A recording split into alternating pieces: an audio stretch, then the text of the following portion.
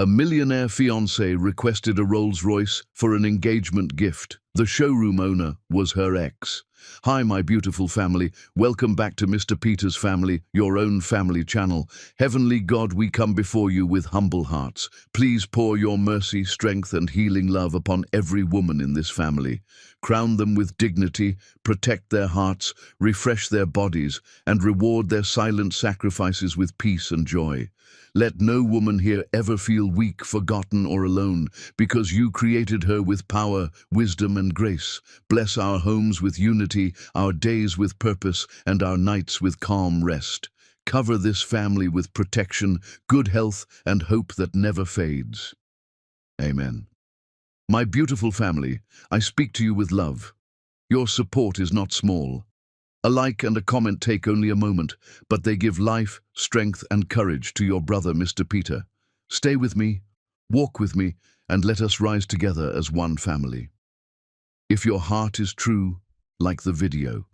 If your love is real, write, I am with Mr. Peter. The Manhattan Rolls-Royce showroom gleamed like a temple to excess, all marble floors and crystal chandeliers, reflecting off vehicles that cost more than most people earned in a lifetime.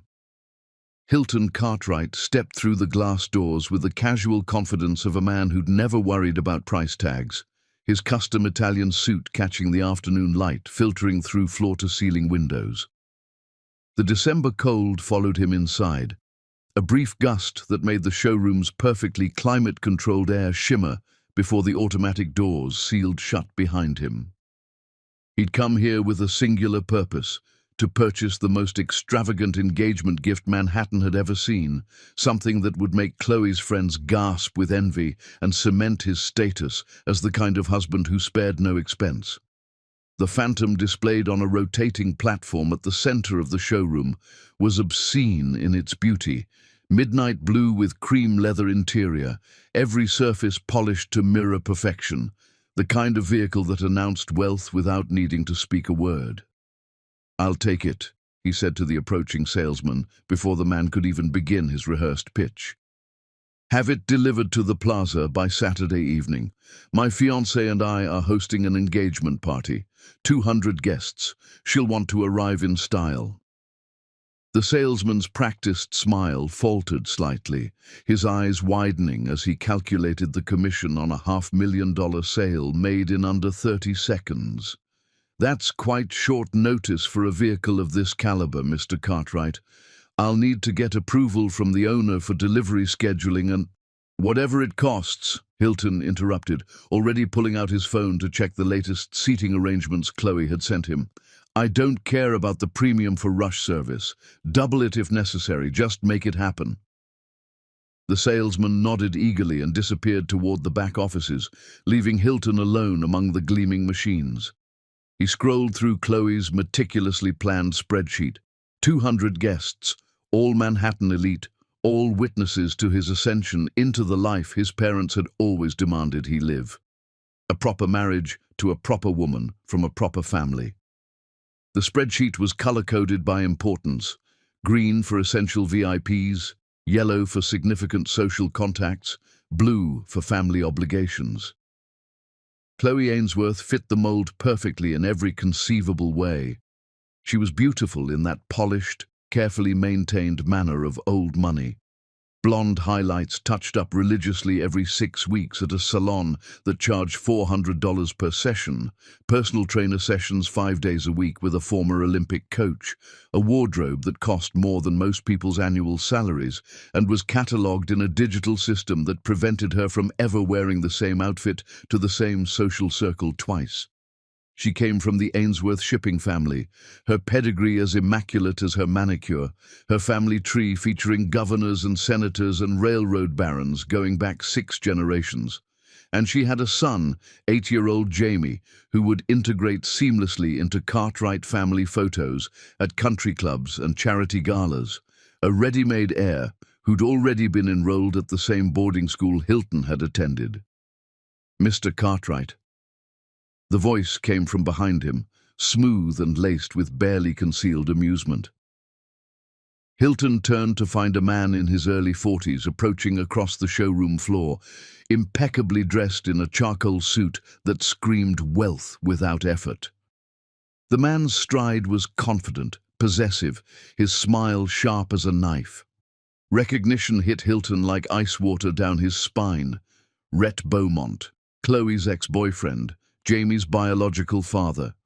The man who'd abandoned them both when the child was barely 2 years old, only to reappear years later after building some kind of automotive empire that had made him disgustingly wealthy and, according to the business press, one of the most ruthless dealers on the East Coast. "Beaumont," Hilton said carefully, straightening his spine and extending his hand for a professional shake. "I didn't realize you owned this location." "Oh, I own 6 of them now." Rhett's handshake was firm, his grip lasting just a fraction too long to be comfortable, a dominance play that Hilton recognized from countless business negotiations. East Coast luxury automobile dealerships, quite the portfolio I've built. Mercedes, Bentley, Rolls-Royce, Aston Martin. And here you are, buying my ex-girlfriend a $500,000 engagement gift. How exceptionally generous of you, Cartwright. Really, truly generous. The condescension dripped like poison from every syllable.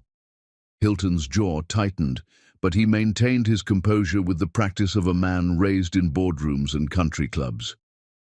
"Chloe deserves the best. I intend to give it to her." "My leftovers deserve the best, you mean?" Rhett walked past him to the Phantom, running his hand along the hood with possessive familiarity, as if touching a former lover's skin. "She always did have expensive taste. Even when we were together, she was constantly upgrading. Better restaurants, better hotels, better jewelry. I assume she's already planning exactly how to spend your family fortune? That's what she does, Cartwright. She finds men with deep pockets and drains them dry, one luxury purchase at a time. Just wait until the honeymoon's over and the real demands begin. The Rolls-Royce will seem quaint compared to what she'll want for your first anniversary." Hilton's hands clenched into fists at his sides, his expensive Italian leather gloves creaking with the tension. "We're done here. I'll purchase the vehicle elsewhere." He turned toward the door, his Italian leather shoes clicking sharply against the marble, but Rhett's voice stopped him cold. "Wait." Something in the tone, anticipatory, almost gleeful, set off alarm bells in Hilton's mind. "I just thought you'd want to know something interesting, about someone from your past, someone who's become quite successful, someone who, frankly, makes both of us look like amateurs." Hilton froze mid-step, his heart suddenly hammering against his ribs. "What are you talking about?" Rhett pulled a business card from his pocket, examining it with theatrical interest, turning it over in his fingers like a magician preparing a trick. "I have a business partner. Well, more accurately, she's my landlord. She owns the property this dealership sits on, along with about 40 other commercial properties across the city. Made her first million in real estate before she was 30. Brilliant woman, absolutely ruthless in negotiations. She bought this building out from under the previous owner when he tried to jack up my rent just to prove a point. Paid cash, closed in 3 days, had him evicted by the end of the week." He held up the card, angling it so the light caught the embossed lettering. LM Global Enterprises, CEO and founder Lily Mills. Name ring any bells, Cartwright? The floor seemed to tilt beneath Hilton's feet. The showroom's crystal chandeliers swam in his vision, the entire space suddenly too bright, too hot, the smell of new leather and expensive cologne suddenly suffocating. Lily, his Lily. Except she couldn't be. She'd been poor, struggling, working 3 jobs just to survive and pay her dying mother's medical bills. He'd left her with nothing. No money, no prospects, no future beyond the complete wreckage he'd made of her life when he'd walked out of her apartment 8 years ago with her crying behind him in that white dress. "You're lying," he managed, his voice coming out hoarse and strange. "Am I?" Rhett's smile widened, showing too many teeth. Lily and I met at a real estate conference in Boston 3 years ago. She was buying up properties like they were going out of style, outbidding men twice her age with 3 times her experience. Sharp as hell, beautiful as sin, and cold as ice when it comes to business dealings. We got drunk together after she closed a particularly impressive deal, a mixed-use development in Brooklyn that she flipped for $40 million in profit. 40 million, Cartwright. She mentioned once, after too much wine, that she'd had her heart broken by some rich coward who couldn't stand up to his family. Some trust fund baby who made her believe in fairy tales, then threw her away like garbage because mommy and daddy didn't approve of the poor black girl. Rhett paused, watching Hilton's face drain of color with obvious satisfaction. "I'm guessing that was you?" Hilton couldn't breathe. The showroom walls seemed to close in around him, the smell of new leather and expensive cologne suddenly suffocating. His vision tunneled, focusing on that business card in Rhett's hand like it was the only solid thing in a world gone liquid and unstable. "Where is she?" "Manhattan. Lives in a penthouse in Tribeca. Corner unit. 3,000 square feet. Floor-to-ceiling windows overlooking the Hudson. I attended a party there once. All exposed brick and modern art, the kind of place featured in Architectural Digest. She had this sculpture in the entryway, abstract piece worth about $2 million, just sitting there like it was nothing. Net worth somewhere around $600 million at last count, though she's fairly private about her finances. Could be more, probably is more, knowing her acquisition strategy." Rhett tucked the card back into his pocket with deliberate slowness. "Quite the glow-up from that broke waitress you dumped 8 years ago, isn't it? She told me the whole story that night in Boston. How some trust fund baby made her believe in love, proposed with his grandmother's ring, promised to marry her at City Hall, then disappeared the night before the wedding without explanation. How she'd bought a dress at a thrift store, white with lace sleeves, and she wore it around her apartment for 3 days waiting for him to come back before she finally accepted he wasn't coming." Each word landed like a physical blow to Hilton's solar plexus. He'd spent 8 years trying to forget Lily's face the night he'd walked out of her tiny studio apartment in Queens, the way she'd begged him to explain, to tell her what she'd done wrong. The white dress, God, that dress, hanging on her closet door like a ghost. He'd told himself he'd done the right thing, that he'd saved her from his parents' wrath, that she was better off without him dragging her into the toxic cesspool of Cartwright family politics. But she'd survived, more than survived. She'd taken everything he'd destroyed and built an empire from the ashes. "The car," Hilton said hoarsely, forcing the words through a throat that felt like it was closing. "I'll take it. Process the sale." "Of course you will." Rhett gestured to the salesman who'd reappeared from the back offices, hovering nervously nearby. "Process Mr. Cartwright's purchase. Full price. No negotiation, rush delivery fee included, and make sure Lily gets the notification. She likes to know who's spending money in her buildings. She'll probably get a kick out of this one." Hilton signed the papers mechanically, his hand moving across documents his eyes couldn't focus on, numbers blurred, terms and conditions merged into incomprehensible blocks of text. All he could see was Lily's face from 8 years ago, overlaid with the image Rhett had painted, a ruthless CEO worth hundreds of millions, living in a penthouse, buying buildings like other people bought groceries. What had he done? What had he destroyed? As he walked out into the cold Manhattan afternoon, December wind cutting through his expensive suit like it was tissue paper, the engagement ring in his pocket felt like a lead weight, pulling him toward the bottom of the ocean.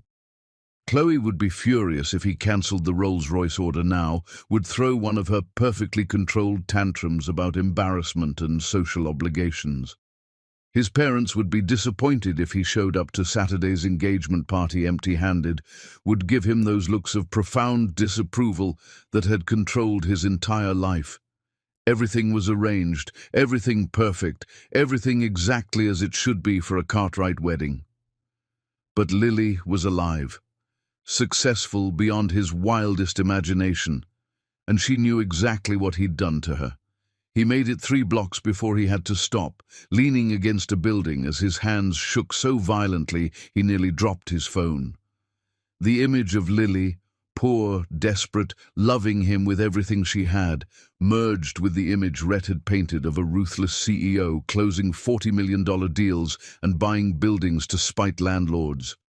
What had she become in his absence? What had his betrayal turned her into? His phone buzzed. A text from Chloe. "Did you get the car? Don't forget we're meeting your parents for dinner at 8. Wear the navy suit, not the grey, and pick up my dry cleaning on your way home. Love you." No actual love in those words, just demands and schedule reminders and the casual expectation that he existed to serve her needs. The same flat, transactional affect she always had unless they were in public, where she transformed into the perfect fiancé, attentive, affectionate, everything his parents wanted to see. He'd convinced himself that was maturity, that adult relationships were about partnership and stability rather than the wild, desperate passion he'd felt with Lily all those years ago. But it wasn't maturity, it was settling, it was choosing the safe. A proved path because he'd learned 8 years ago that he was too much of a coward to fight for what he really wanted. Hilton looked down at his phone, at Chloe's text, at the life stretching before him like a prison sentence disguised as success. Then he opened his browser and typed with shaking fingers, "Lily Mills, LM Global Enterprises." The search results filled his screen, hundreds of hits. Forbes articles about rising young entrepreneurs, business magazine profiles highlighting her acquisition strategy, real estate journals analyzing her investment portfolio, and photos. God, so many photos of Lily at galas and conferences and industry events. She was stunning in designer clothes that draped perfectly over curves he used to know intimately, her natural hair styled in elaborate updos or flowing in luxurious curls, confidence radiating from every image like she'd absorbed all the power and certainty he'd stolen from her. But her eyes, he could see it even in photos, her eyes were different, harder, colder. The warmth he'd fallen in love with, the vulnerability that had made him feel like he was the only person in the world who really knew her, had been replaced by something sharp and unforgiving. She smiled in the photos, but the smiles never reached those eyes. He'd done that. He'd taken the woman who'd loved him unconditionally and turned her into someone who'd never be vulnerable again. The afternoon sun cast long shadows across the Manhattan streets as Hilton stood frozen on the sidewalk, his entire world cracking apart around him like ice breaking under pressure. Somewhere in this city, maybe just miles away, Lily was living a life he knew nothing about. A life she'd built from the ashes of what he'd destroyed. A life where she was powerful and successful and completely beyond his reach. And he had absolutely no idea if she'd ever let him close enough to even apologize. Chapter 2. The Betrayal. 8 years ago, Hilton Cartwright had believed in love the way other men believed in God, with absolute, unwavering faith that transcended logic and reason. At 30, he'd been groomed his entire life to take over Cartwright Industries, the family's multi-billion-dollar tech conglomerate. Every decision had been mapped out since childhood. Elite boarding schools where he'd learned to network with future senators and CEOs. Ivy League University where family donations ensured his acceptance regardless of merit. MBA from Wharton paid for by a trust fund established by his great-grandfather. Strategic marriages to daughters of other wealthy families carefully vetted by his mother's social circle. Heirs who would carry on the Cartwright legacy of wealth and power and ruthless business acumen. His life had been a carefully constructed prison disguised as privilege, every bar gilded and polished, but still designed to keep him contained. But then he'd met Lily Mills at Maison Laurent, one of Manhattan's most exclusive restaurants, and every carefully laid plan had detonated like a bomb. She'd been his waitress at a business dinner, moving between tables with efficient grace, despite the exhaustion evident in the slight droop of her shoulders, the careful way she stood as if her feet ached in the black flats required by the restaurant's dress code. Most servers in Manhattan's high-end establishments treated wealthy clients with either fawning servility or barely concealed contempt, sensing correctly that they were interchangeable props in rich people's theater. Lily had been different, professional but genuine, her smile reaching her eyes when she'd made a small joke about the menu's pretentious description of a dish that was essentially fancy chicken. When Hilton's business associates had been condescending to her, speaking without making eye contact or snapping their fingers for service like she was a dog to be summoned, she'd maintained her dignity with quiet strength that had made him ashamed of his companions. He'd left her $1,000 tip on a $200 check and his business card with a note scrawled on the back. "Coffee sometime? You seem like the only real person in this entire restaurant." Which Their first date had been at a tiny cafe in Brooklyn, far from the Manhattan restaurants where Hilton might be recognized by family friends or business associates who'd report back to his parents within hours. Lily had shown up in jeans and a soft purple sweater, no makeup beyond a touch of lip gloss, completely unaware that she was more beautiful in her casual authenticity than any of the polished, primped women his parents kept introducing him to at charity galas and country club events. Her natural hair was pulled back in a simple ponytail, her skin glowing in the afternoon sunlight streaming through the cafe windows. She talked about her mother's stage 4 cancer, about working 3 jobs to pay for treatments that insurance wouldn't cover, about taking online business courses at community college whenever she could steal a few hours of sleep, about her dream of starting her own company someday, maybe in real estate or property management, something that would give other people the stability she'd never had. No artifice, no games, no careful presentation of a curated self designed to attract a wealthy husband. Just honest, raw vulnerability that had made Hilton feel like he was meeting a real human being for the first time in his carefully controlled life. "I probably shouldn't tell you all this," she'd said, laughing self-consciously and wrapping her hands around her coffee mug. "You're probably used to women who have their lives together, who wear designer clothes and know which fork to use at fancy dinners. I'm used to women who pretend they have their lives together," he'd corrected, reaching across the small table to take her hand. "You're the first person in years who's been honest with me about anything real. Everyone else just tells me what they think I want to hear." They'd fallen fast and hard after that, the kind of love that felt inevitable and terrifying in equal measure.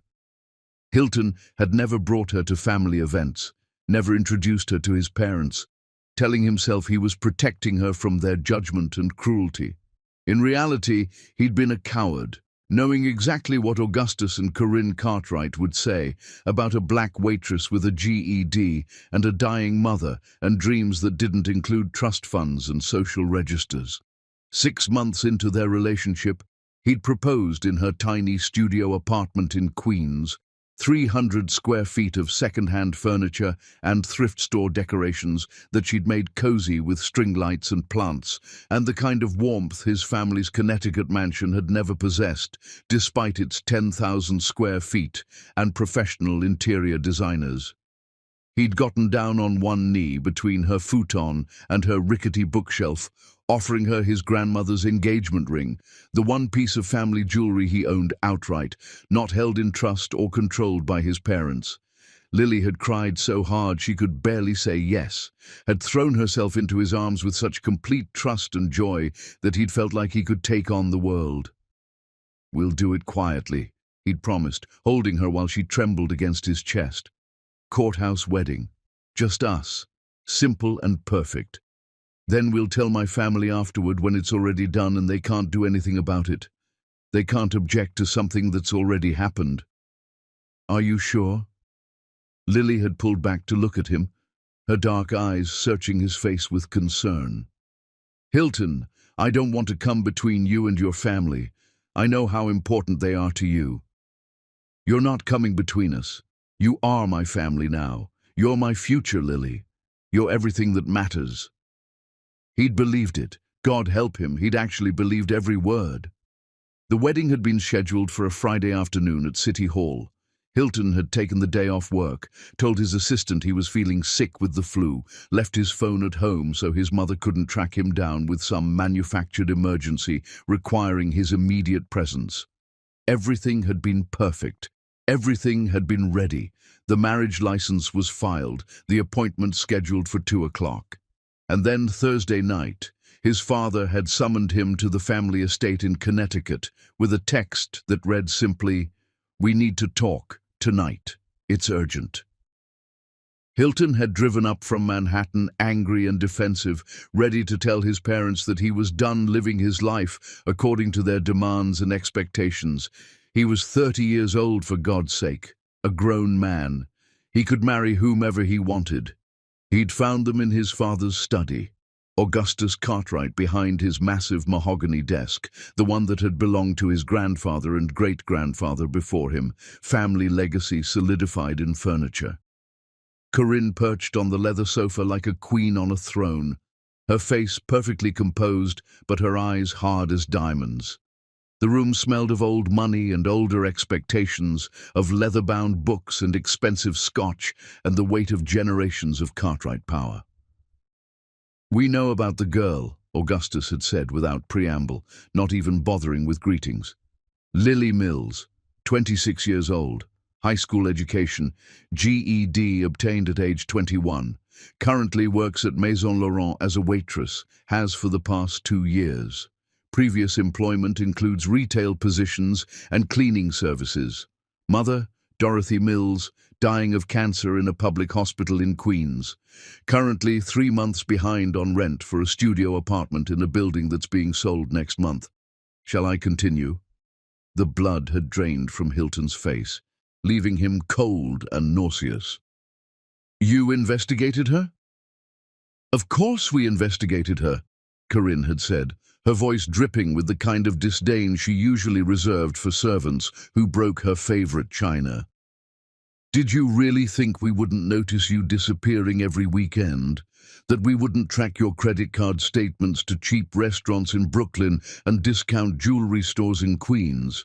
Honestly, Hilton, if you were going to have some kind of crisis affair with inappropriate women, you could have at least been discreet about it. She's not a crisis. She's not an affair. I'm going to marry her tomorrow afternoon." The silence that had followed was arctic, the temperature in the study seeming to drop 20 degrees. Augustus had stood slowly, walking around his desk with the predatory grace that had made him a titan of industry, a man who destroyed competitors before breakfast and made billion-dollar decisions before lunch. "No," his father had said calmly, "you're not. I'm going to explain something to you, son, and I need you to listen very carefully because I will only say this once. That woman is using you for your money. She saw a desperate, rich boy looking for meaning and authenticity, and she played you perfectly. The tears, the struggles, the dying mother, the dreams of starting a business, all of it calculated to make you feel like a hero rescuing a damsel in distress. It's the oldest con in the world." "That's not true," Hilton had protested, but his voice had wavered despite his conviction. "Here's what's going to happen," Augustus had continued, his voice deadly calm, in the way that made opposing CEOs fold during negotiations. "Tomorrow morning, you're going to go to that girl's apartment and end this relationship. You're going to make it absolutely clear that you made a mistake, that she's not appropriate for your life, that whatever you had is over, and you're going to do it before noon. And if I refuse..." His father had reached into his desk drawer and pulled out a manila folder. He opened it deliberately, laying photographs across the mahogany surface. Medical bills, eviction notices, collection agency letters, all addressed to Dorothy Mills or Lily Mills. "I've been tracking Miss Mills's financial situation for the past month. Her mother's medical debt is substantial, over $200,000. The hospital is already threatening to move her mother to a county facility with minimal palliative care. Her landlord is selling the building, and her lease won't be honored by the new owners. She's about to lose everything." Augustus tapped the papers with one finger. "If you marry that girl tomorrow, I will personally ensure that every door she needs opens, slams shut. Her mother will be moved immediately. Every job application she submits will be rejected. Every apartment she tries to rent will suddenly be unavailable. I have the connections to make her life impossible, and I will use them without hesitation. The room had spun. Hilton had gripped the back of a chair to keep from falling. You wouldn't. You can't be that cruel. Try me, and ask yourself if you really want to gamble with a dying woman's comfort and your girlfriend's future. Corinne had risen from the sofa, smoothing her designer dress with perfectly manicured hands. Darling, this is for your own good. We're protecting you from yourself. That girl isn't your equal. She doesn't understand your world. She'll embarrass you at social events with her lack of education and refinement. She'll bore you within a year when the novelty wears off. And she'll divorce you the moment she can maximize her settlement, taking half of everything you've built. We're saving you from a catastrophic mistake. When you're older and wiser, you'll thank us for this intervention. Hilton had stood there in his father's study, trapped between the woman he loved more than breathing and the family that had controlled every aspect of his entire life. He'd thought about fighting, about calling their bluff, about marrying Lily anyway, and damn the consequences, let them do their worst. But the image of Lily's mother, frail and suffering in her hospital bed, the woman who'd raised Lily alone after her father abandoned them, who'd worked herself literally to death to give her daughter opportunities, had paralyzed him with terror. Could he really choose his own happiness, knowing it might cost someone their life? If I do this, he'd said slowly, each word feeling like swallowing broken glass. You'll leave her alone afterward. Her mother gets proper care. Lily keeps her apartment until she finds something else. No interference in her life. She walks away unharmed. Agreed, Augustus had said. Break it off cleanly, and I'll personally ensure her mother receives care in the private hospice wing. You have my word. The word of a man who'd just demonstrated he'd use a dying woman as leverage. But what choice did Hilton have? He'd driven back to Manhattan in a daze, rehearsing what he would say. But when he'd reached Lily's apartment building that Friday morning, their wedding day, and climbed the 3 flights of stairs to her door, all his prepared speeches had evaporated. She'd answered wearing the white dress. The one she'd found at a thrift store in Brooklyn had shown him with such pride the week before, vintage lace sleeves, fitted bodice, flowing skirt. She'd looked radiant, her hair styled in elegant curls, a small bouquet of daisies clutched in her hands. You're early, she'd said, laughing. I wanted it to be a surprise when you saw the dress at City Hall, but come in, I'm almost ready. I can't marry you. The words had come out flat, rehearsed, nothing like what he'd planned.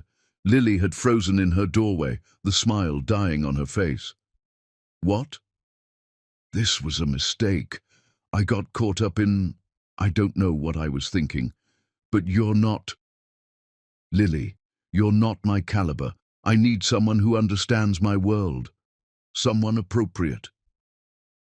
He'd watched her shatter in real time, watched the light in her eyes die like a flame being snuffed out. She'd staggered backward, clutching the doorframe for support.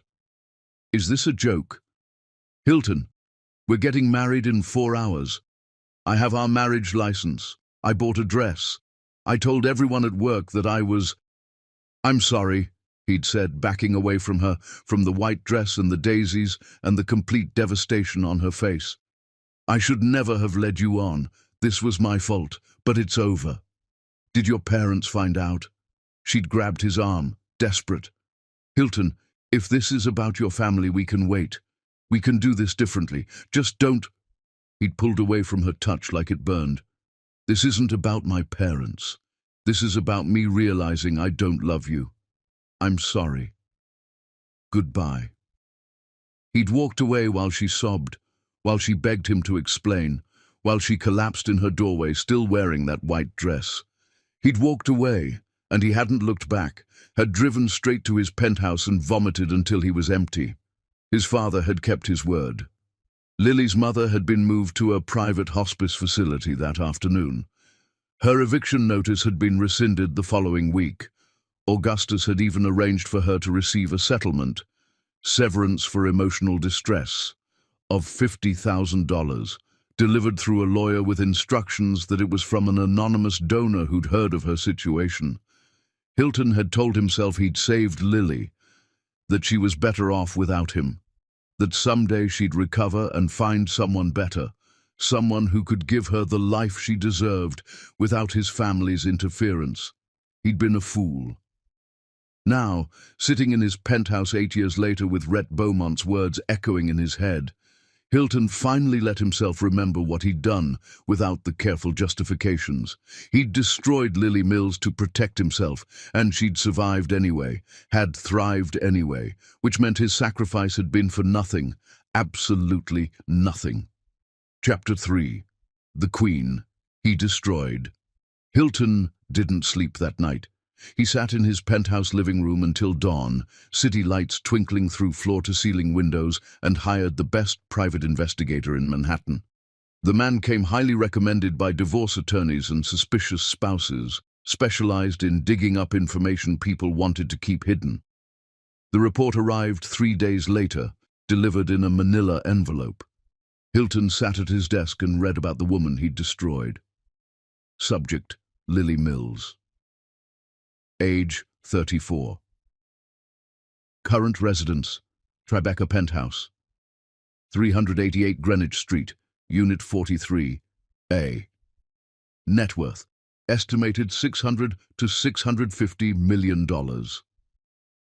Primary business: LM Global Enterprises, commercial real estate acquisition and development. The investigator had been thorough. Financial records showed Lily's first property purchase 10 months after Hilton had left her, a rundown apartment building in the Bronx, purchased for $800,000 with what appeared to be a private loan at punishing interest rates. She'd renovated the building herself, according to permit records, doing much of the labor personally to save on contractor costs. Sold it 18 months later for $2.3 million. Used that profit to buy 3 more buildings, each one slightly better than the last, each renovation more ambitious. Then 6 buildings in a single year, her reputation growing among real estate circles as someone who could transform properties others had written off as lost causes. Then a small commercial property in Brooklyn that she'd converted into luxury condos, tripling her investment in 2 years. Within 3 years, she'd built a portfolio worth over $100 million. Within 4 years, she'd crossed into the billionaire adjacent category, her company owning pieces of Manhattan real estate that included the building housing Rhett Beaumont's dealership, 2 boutique hotels in Soho, an office tower near Grand Central, and residential properties scattered across 3 boroughs. The investigator had included photos from social media and business publications. Lily, at a real estate conference in Miami, wearing a tailored pantsuit that probably cost more than Hilton had spent on their entire 6-month relationship. Lily cutting the ribbon at a new development in Brooklyn, surrounded by city council members and local business leaders who clearly respected her opinion and influence. Lily at charity galas, always alone or with business associates, never photographed with romantic partners or anyone who looked like they might be more than professional contacts. There were personal details too. She'd never married. No public relationships that lasted more than a few months, according to the investigator's sources. She donated heavily to women's shelters and programs supporting single mothers, had personally funded a scholarship program for low-income students at her old community college with an endowment of $5 million. She served on boards for cancer research foundations, her mother's disease having killed Dorothy Mills 9 months after Hilton had abandoned Lily. And there was a note at the end. Subject appears to avoid all social contact with Cartwright Industries or known associates. When Cartwright name mentioned in business contexts, subject's demeanor becomes notably cold, possible residual anger regarding past relationship. Hilton stared at a photo of Lily from a Forbes feature published 6 months ago. The headline read, "Self-made millionaire Lily Mills on building an empire from nothing." In the photo, she sat in what appeared to be her office, floor-to-ceiling windows behind her showcasing the Manhattan skyline. She looked powerful, confident, utterly in control. But her eyes had changed. The warmth he'd fallen in love with had been replaced by something guarded and careful. The Forbes article included quotes. "People ask if I ever want to get married, have a family. Honestly, I don't think I'm built for that kind of vulnerability anymore. I learned early that the only person you can really depend on is yourself. Everything else is just risk management. My mother always told me to never let anyone make you feel small. When I was younger, I didn't understand what she meant. Now I do. The moment you give someone else the power to define your worth, you've already lost." He had to see her, had to talk to her, had to at least try to apologize, even if she refused to listen. He owed her that much. The investigators' report included her schedule. There was a charity gala that Saturday night at the Metropolitan Museum, a benefit for cancer research, one of the organizations Lily supported heavily. She'd be there. So would half of Manhattan society, including Hilton's parents and everyone who mattered in their social circle, including Chloe, who'd assumed they were attending together as an engaged couple. Hilton looked at his phone, at Chloe's text from earlier that day. "Reminder, Met Gala Saturday. I already picked up your tux from the tailor. We're sitting with your parents. Be ready by 6. No warmth, no affection, just logistical coordination, like he was an appointment in her calendar. He called Chloe. "This better be important," she answered, her voice clipped. "I'm at a fitting. We need to talk about us, about whether this engagement is what either of us actually wants." The pause was too long. When she spoke again, her voice had shifted from annoyed to calculating. "Where is this coming from? Did someone say something to you?" "I need to know something. Do you actually love me, or do you just love what I represent?" Another pause. "We're not having this conversation 3 weeks before our wedding. Whatever crisis you're having, it can wait." "That's not an answer, Chloe." "My parents have already sent out 500 invitations, Hilton. Do not embarrass me." She hung up. Hilton sat in his penthouse, phone in hand, and felt his entire life come into sharp focus. Everything he'd sacrificed Lily for, his parents' approval, his place in society, the perfect Manhattan life, was built on sand. Chloe didn't love him. His parents controlled him through obligation and guilt. His friends were business associates who'd drop him the moment he was no longer useful. The only person who'd ever loved him for himself was Lily. And he'd thrown her away.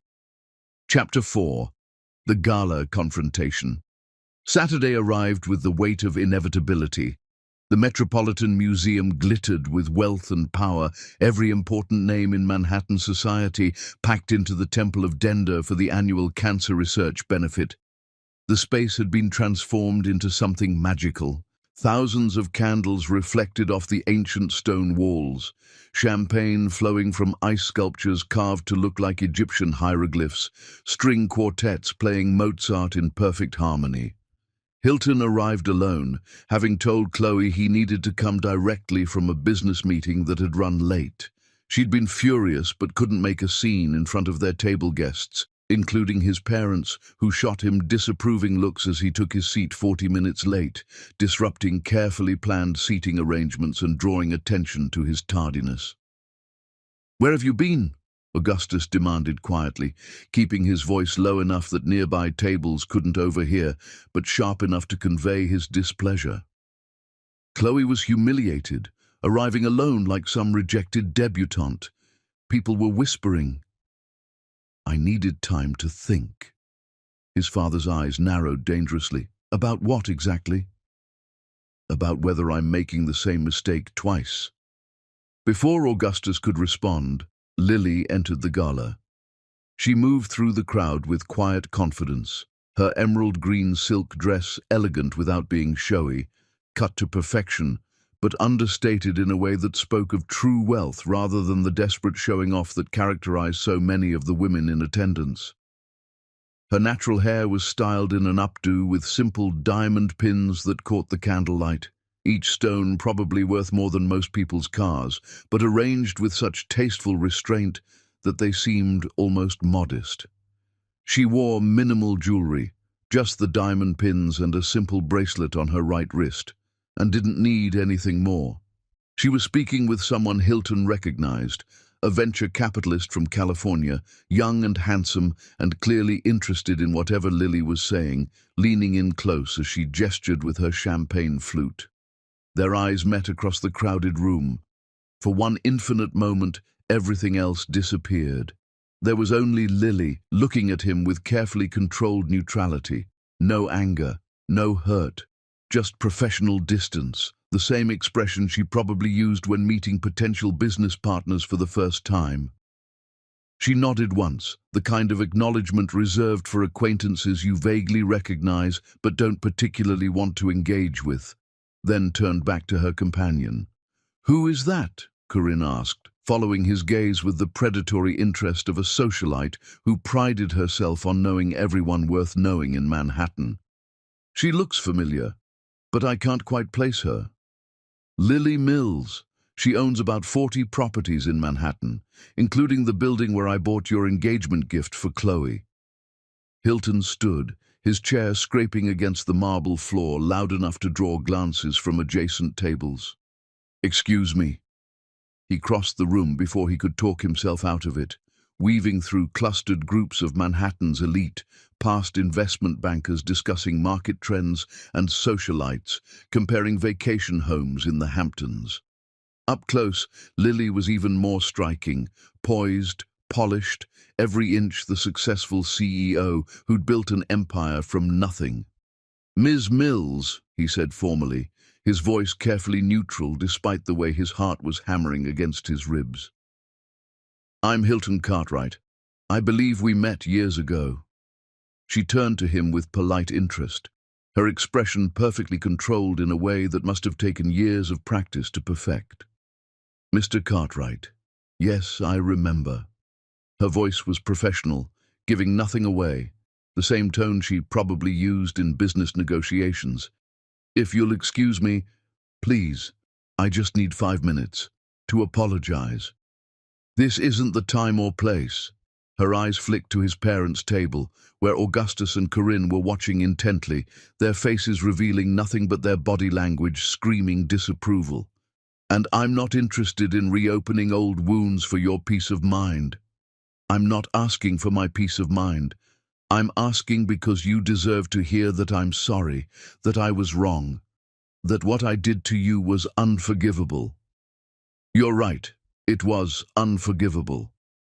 Lily's composure never cracked, her voice remaining level and professional despite the subject matter. "Which is why I'm not going to forgive you. Now, if you'll excuse me, I have other obligations this evening." She walked away, leaving Hilton standing alone in the middle of the gala, surrounded by Manhattan's wealthiest and most influential people, more alone than he'd ever been in his life. Across the room, Chloe appeared at his elbow with the speed of someone who'd been watching the entire interaction, her perfectly manicured fingers digging into his arm hard enough to hurt through his tuxedo jacket. "What the hell was that? Who is that woman?" "Someone I used to know, someone I hurt very badly." "Well, stop staring at her like a pathetic puppy.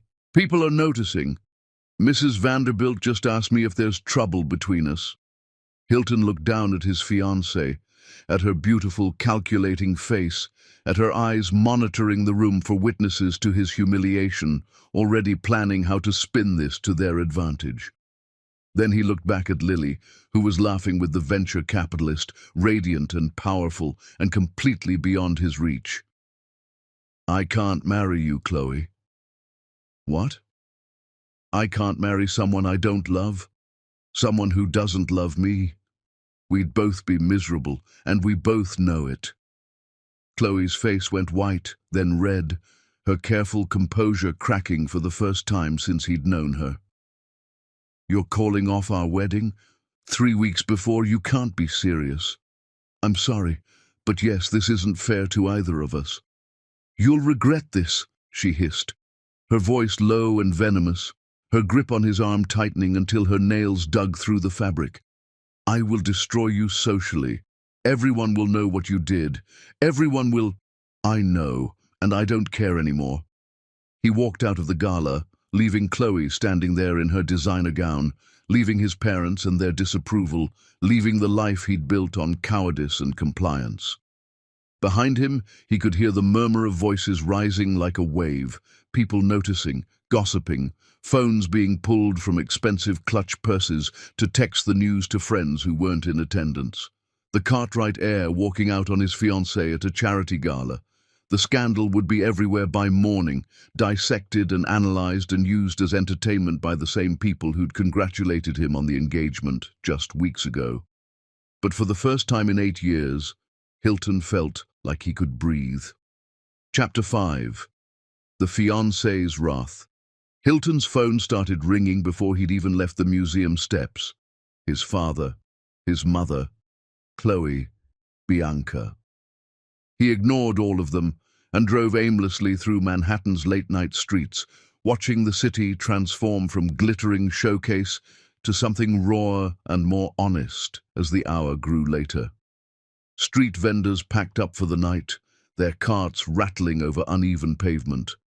Delivery drivers made their rounds to 24-hour convenience stores. People who actually worked for a living rather than managing inherited wealth went about their business with a purposeful efficiency that Hilton envied. He ended up parked outside Lily's old apartment building in Queens, the one where he'd proposed, where he'd destroyed everything that mattered. It had been renovated since then. New facade with modern brick facing, security system with cameras and key card access, clearly gentrified beyond recognition.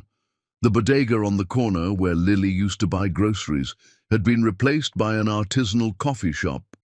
He wondered if Lily owned it now, if she'd bought the place where her heart had been broken and transformed it into another asset in her empire, another symbol of her triumph over the poverty and heartbreak he'd left her in. His phone buzzed incessantly, texts from Chloe, each one progressively more furious. "Where did you go? Answer your phone. Everyone is asking where you are. This is humiliating. If you don't come back right now, we're done. I'm calling your father." That last one made him laugh bitterly. Of course she'd call Augustus. That was Chloe's real relationship, not with Hilton, but with his family name and fortune and the social status that came with being a Cartwright. He finally drove back to his penthouse around 3 in the morning. Chloe was waiting in his living room, still in her gala dress, but her fury had transformed into something colder and more calculating. She'd reapplied her makeup, fixed her hair, composed herself back into the perfect socialite who never let emotion show in public. "I assume you're prepared to compensate me for the embarrassment you caused tonight?" she said without preamble, not even looking up from her phone where she was presumably already doing damage control with her social circle. "I'll pay whatever your lawyers think is fair." $2 million for breach of promise and reputational damage. My lawyer's already drafting the paperwork. Fine. And you're going to tell everyone it was mutual, that we both realized we weren't right for each other. I won't have people thinking I was rejected, that I wasn't good enough for a Cartwright. If that's what you want." Chloe studied him for a long moment, her eyes narrowing as she tried to read him. "Who is she? That woman from the gala? Someone I should have fought for 8 years ago. Does she want you back? No, she made that very clear." "Then you're an idiot." Chloe laughed, sharp and bitter. "You're throwing away everything, our engagement, your family's support, your social standing, for someone who doesn't even want you. I almost feel sorry for you." "Don't. I did this to myself." After Chloe left, slamming the door hard enough to rattle the expensive artwork on his walls, Hilton's lawyer arrived to discuss the settlement. Then his father called, and this time Hilton answered. "What the hell were you thinking?" Augustus demanded without preamble, his voice tight with barely controlled rage. "Chloe just called. She's in tears. She says you broke off the engagement at a charity gala in front of everyone who matters in this city." "I did. Over what?" That woman from 8 years ago? The one who's made something of herself? Augustus's voice was sharp with recognition. I saw you talking to her at the gala.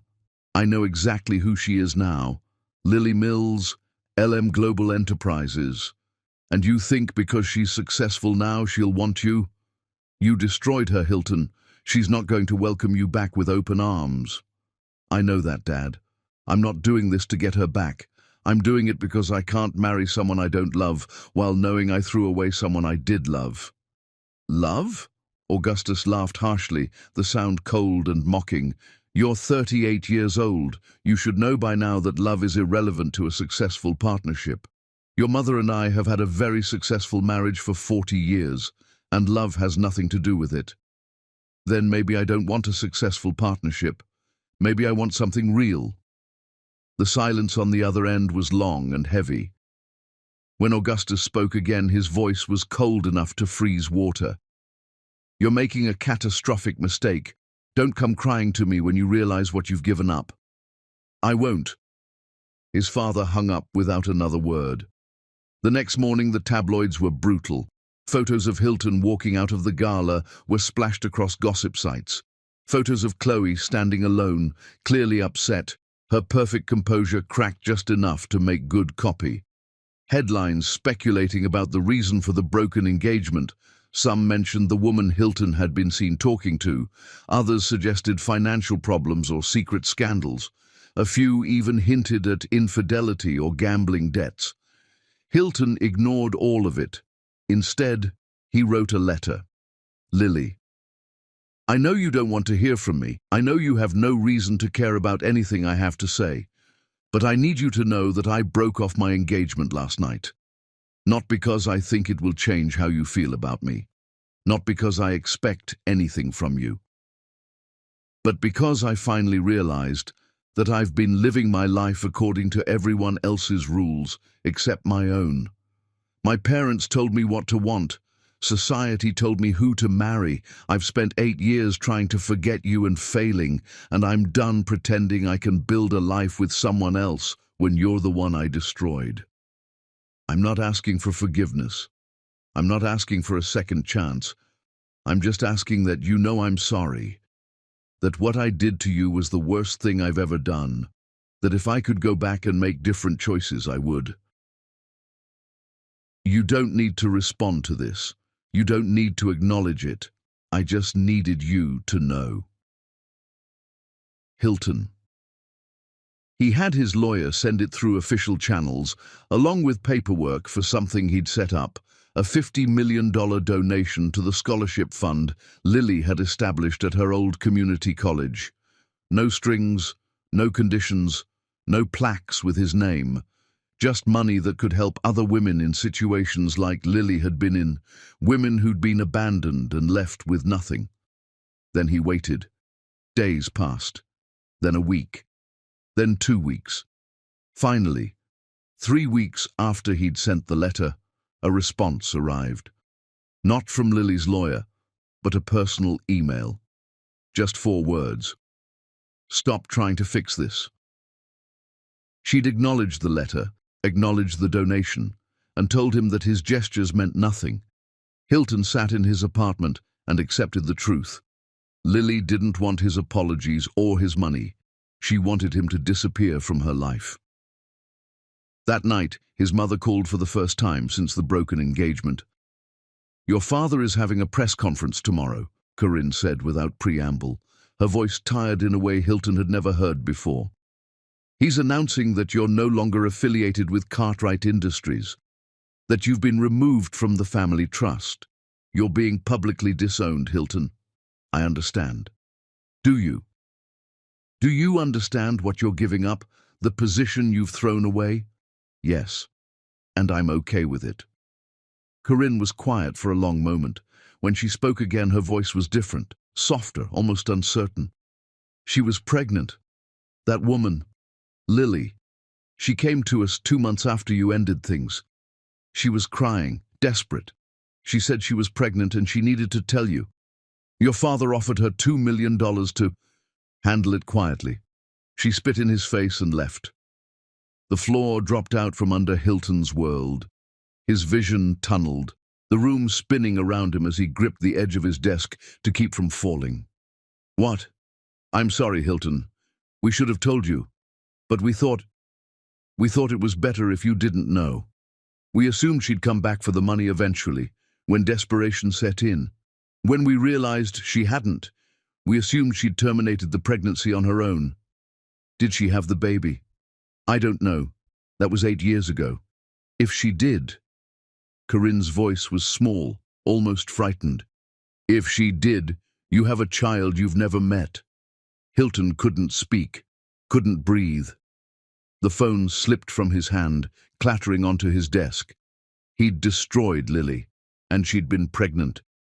Had potentially carried his child alone, raised his child alone, while he'd moved on with his life. The room spun. He made it to the bathroom just in time before he was violently sick. Chapter 6. The Child He Never Knew. Hilton called the private investigator back immediately, his hands shaking so badly he could barely dial the number.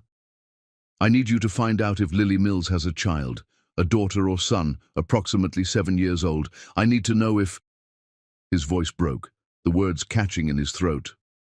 "I need to know if I have a child." The investigator was quiet for a moment.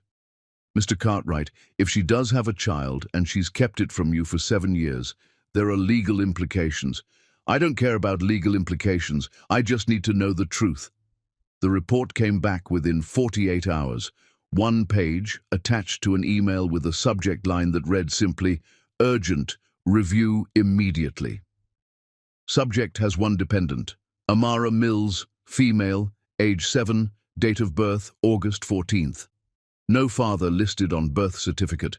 Physical characteristics suggest possible biological relation to subject Hilton Cartwright. Grey eyes, similar facial structure. Child attends Riverside Preparatory Academy, takes ballet and piano lessons, lives full-time with mother. No evidence of father involvement or child support arrangements. Attached was a school photo. A little girl with Lily's warm brown skin and Hilton's grey eyes, her curly hair in braids, wearing a school uniform and smiling at the camera with a gap-toothed grin that made Hilton's heart stop. Hilton stared at his daughter's face and wept.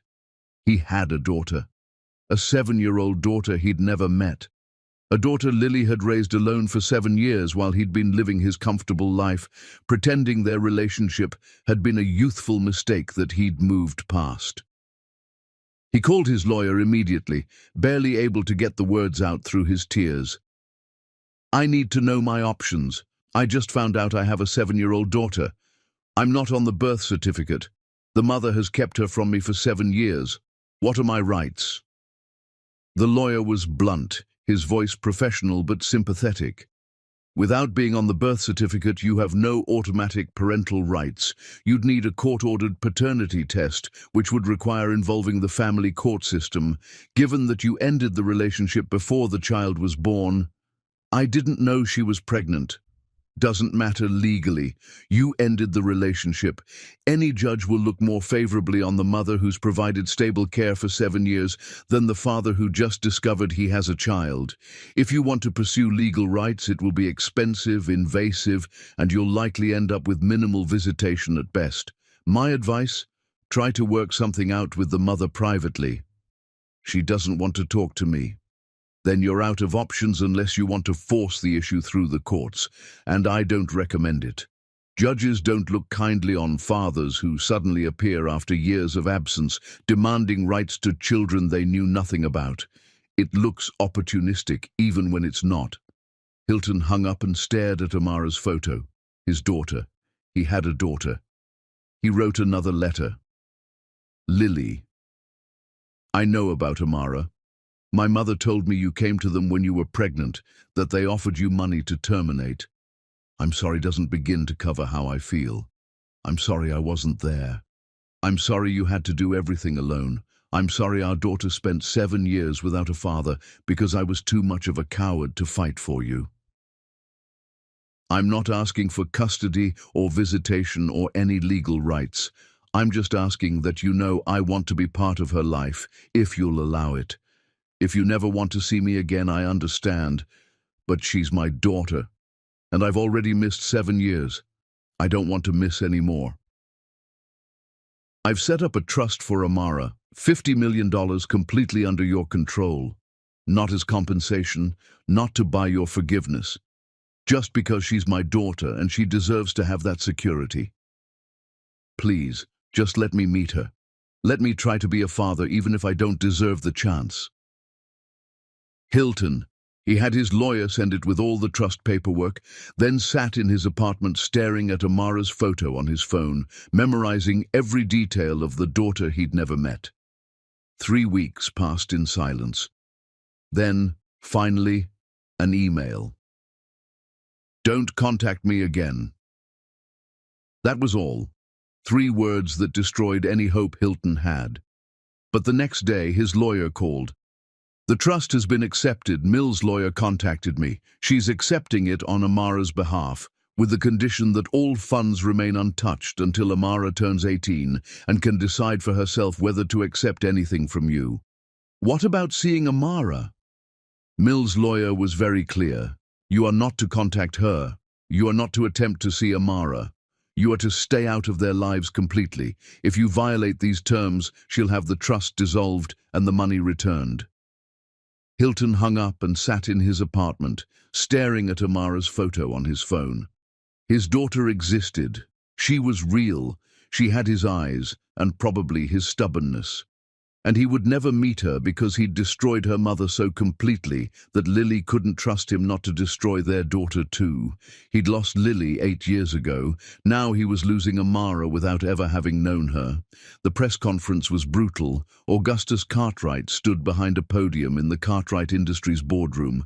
Cameras from every major business network pointed at him and methodically destroyed his son's reputation with the practiced ease of a man who'd spent decades in corporate warfare. It is with deep regret that I announce Hilton Cartwright is no longer affiliated with Cartwright Industries or the Cartwright Family Trust.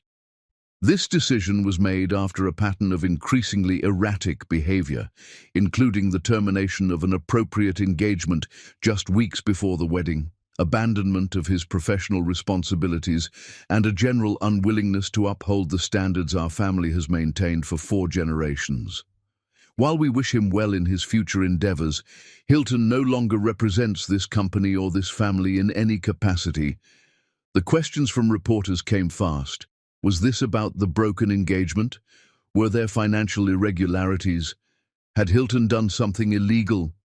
Augustus deflected smoothly, implying without directly stating that Hilton was unstable, perhaps suffering from some kind of breakdown, making it clear that the family had been forced to cut him loose to protect their business interests and reputation. By the time the press conference ended, the narrative was set in stone. The Cartwright heir had lost his mind, and the family had been forced to disown him for everyone's protection. Hilton watched it from his apartment, his phone exploding with messages from former friends and colleagues. Most were variations on the same theme. Shock, concern that seemed performative at best, subtle distancing as people calculated whether association with him would damage their own reputations. Only a handful reached out with genuine support. Bianca, obviously. His college roommate who texted, "Your dad's a dick. You okay?" And, surprisingly, his former assistant from Cartwright Industries who wrote, "I always thought you deserved better than that place. Good luck." That was it. 38 years of carefully cultivated relationships, networking events and country club memberships and elite school connections, and only 3 people cared whether he was actually okay. Hilton responded to none of them. Instead, he opened his laptop and started applying for jobs. Real jobs, not executive positions handed to him through family connections. Business consulting roles, project management positions, anything that would let him use his MBA and work experience without requiring the Cartwright name to open doors. The interviews were humbling. Without his father's influence, he was just another middle-aged former executive competing against younger, hungrier candidates who didn't come with tabloid baggage and public scandals. He finally landed a position at a mid-tier consulting firm, helping small businesses optimize their operations.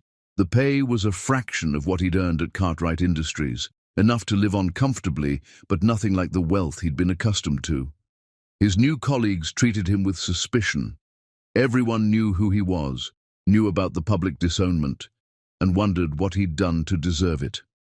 Hilton kept his head down and worked. It felt honest in a way his old life never had. 6 months after sending Lily his letter about Amara, he was reviewing quarterly reports in his modest office when his phone rang. Unknown number. Hilton Cartwright.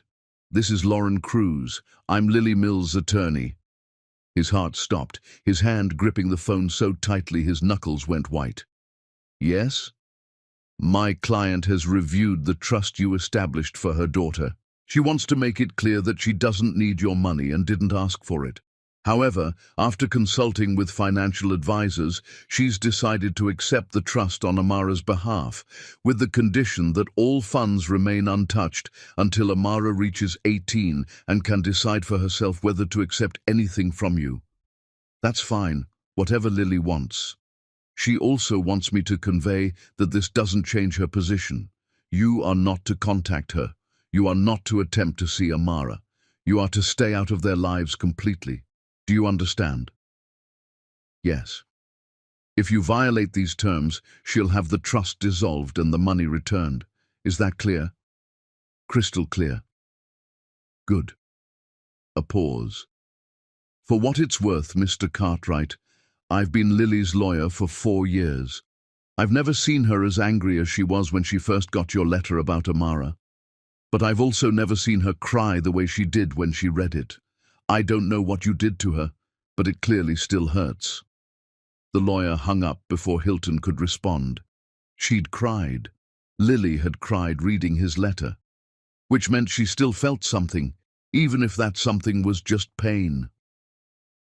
Hilton sat in his office, staring at his computer screen, and made a decision.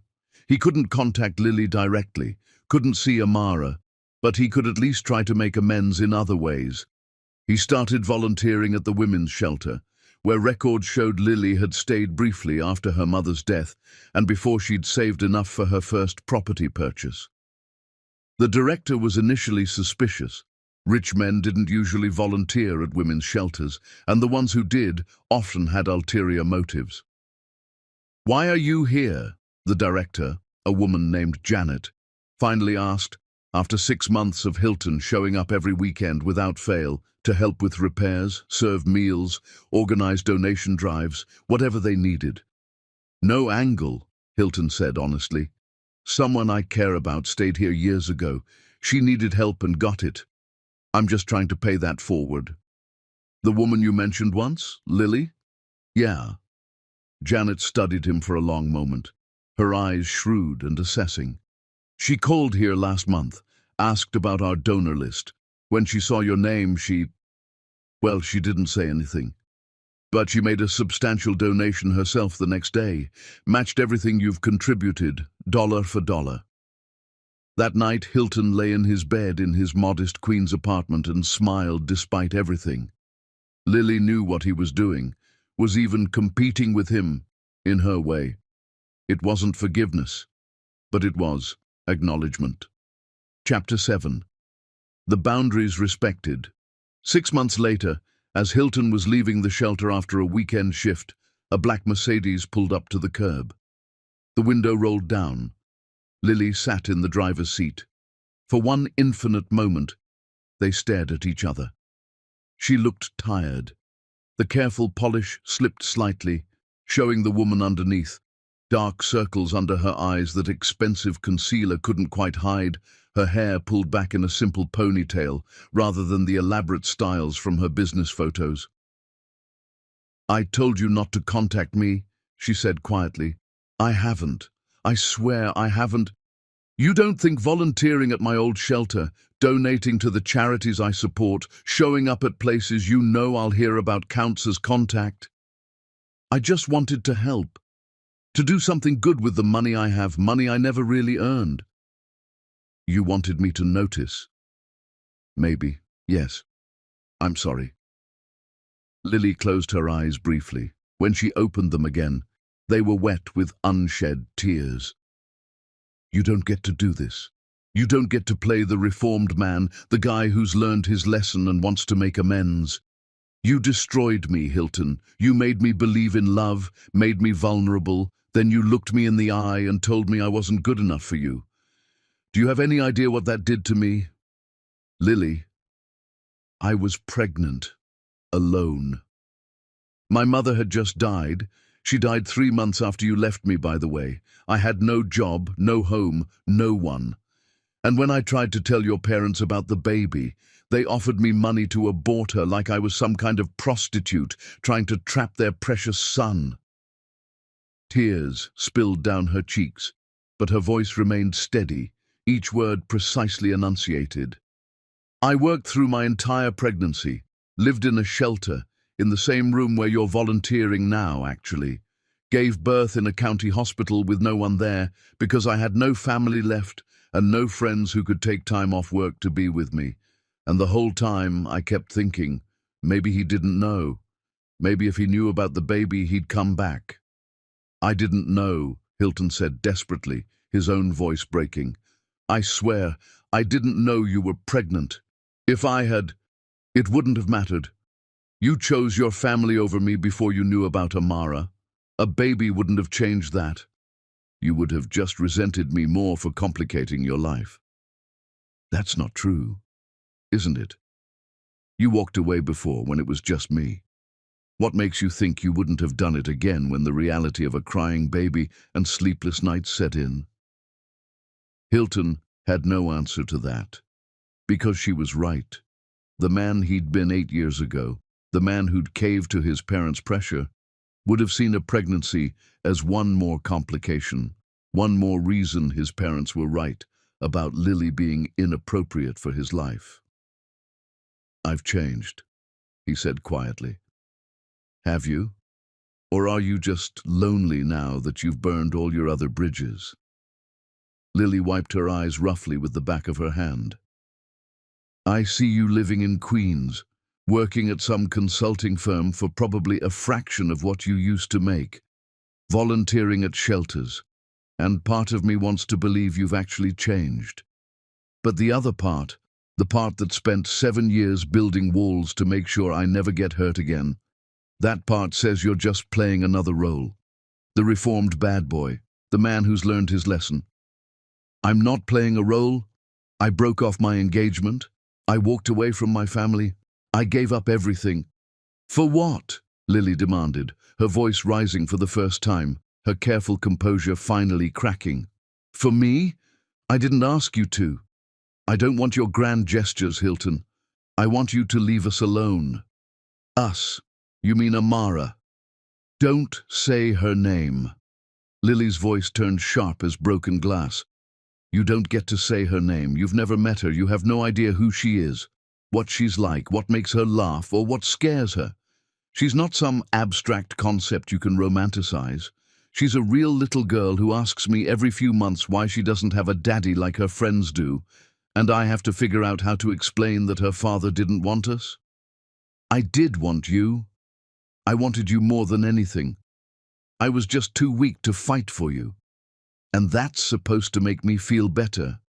That you wanted me but abandoned me anyway? That you loved me but threw me away because it was easier than standing up to your parents? Lily's voice broke. That's worse, Hilton. That's so much worse. If you'd never loved me at all, at least I could tell myself you were just a liar from the start. But knowing you loved me and still chose to destroy me, that's the part I can't forgive. They sat in silence, the street empty around them except for a few pedestrians hurrying past, without looking at the expensive car or the man standing on the sidewalk. Finally, Lily spoke again, her voice exhausted. I can't keep doing this. Every time I see your name on a donation list, Every time someone mentions you're volunteering somewhere I used to go, every time Amara asks about her father, it's like ripping open old wounds that are trying to heal. I've worked too hard to build a life where I feel safe, where I feel strong. I can't let you keep destabilizing that. Then let me apologize properly. Let me at least try to explain what happened that day. There's nothing to explain. You made a choice. You chose wrong. That's the end of the story. Lily, please, stay away from us, Hilton. I mean it. The trust is fine. Amara can decide what to do with it when she's 18 and old enough to understand what it means.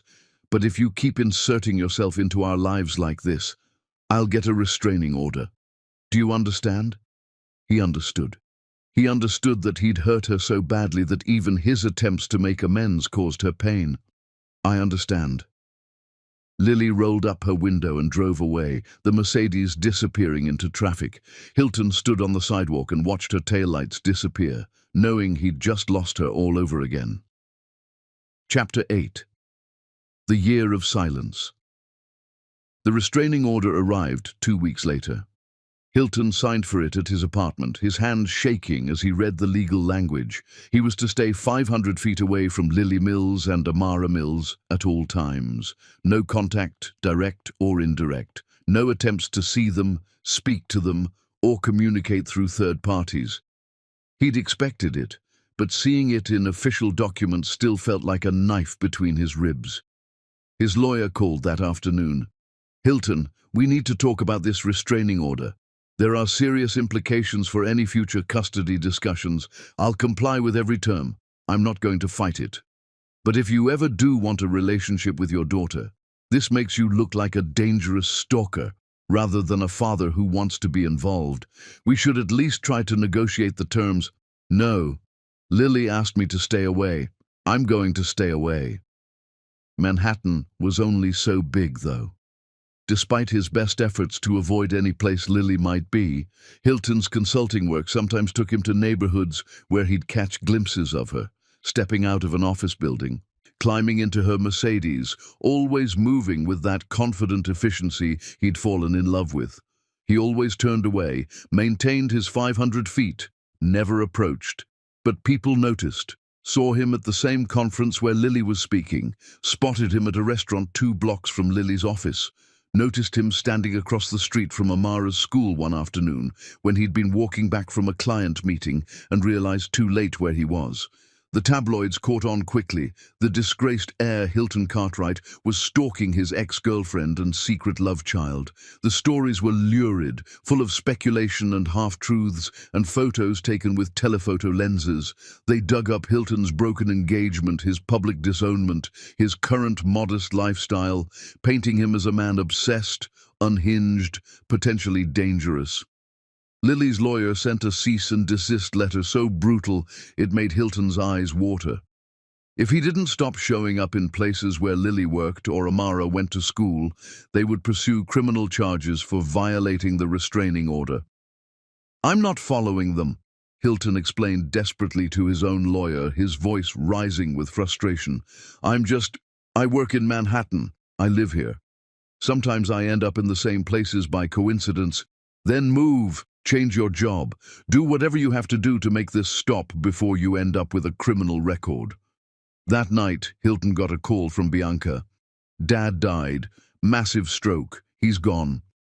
Hilton drove to the hospital in a daze. His relationship with his father had been toxic, built on manipulation and control and conditional love that had never felt like love at all. But he was still Hilton's father. Still the man who'd taught him to ride a bike, who'd attended his college graduation, who'd once, briefly when Hilton was very young, been proud of him. Augustus was already gone by the time Hilton arrived. Corinne sat beside the empty bed, her perfect composure finally shattered, aging her a decade in the harsh fluorescent lighting.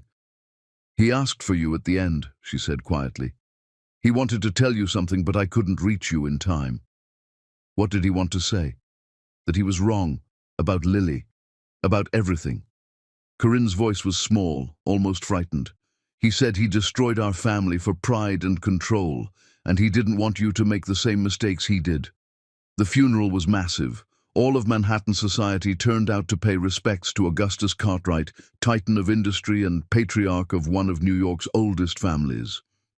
Hilton stood beside his mother and sister, accepting condolences from people who'd stopped returning his calls months ago, who looked at him with a mixture of pity and schadenfreude. His father's friends and business associates offered platitudes about Augustus's legacy, his vision, his strength. None of them mentioned his cruelty, his manipulation, the way he'd destroyed his own son's happiness because it didn't fit his plans.